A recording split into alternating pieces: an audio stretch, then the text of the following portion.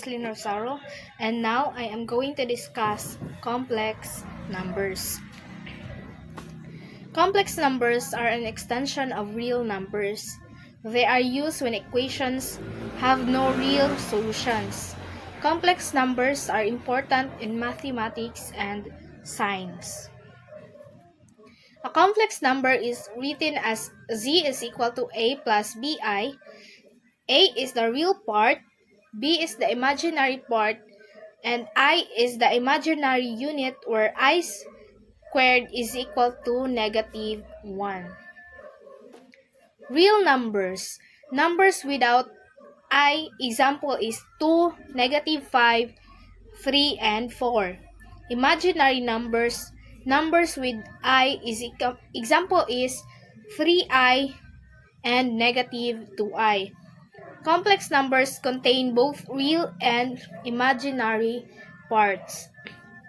Example 1 is 3 plus 1, negative 5 plus I, 4 minus 6i, 7 real number but also a complex number.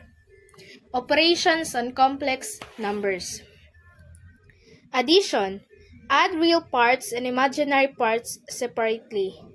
Subtraction. Subtract real and imaginary parts separately.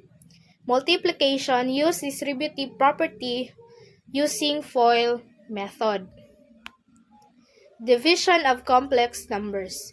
Division uses the conjugate. The conjugate of a plus bi is a minus bi. This removes the imaginary number in the denominator, also called the Argand plane. Horizontal axis represent the real part, vertical axis represent the imaginary part. Each complex number is plotted as a point.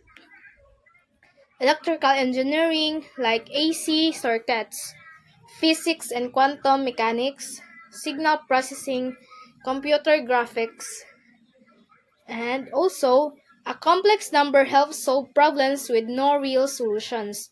They are widely used in science and engineering. Understanding complex number is important in advanced math. Thank you.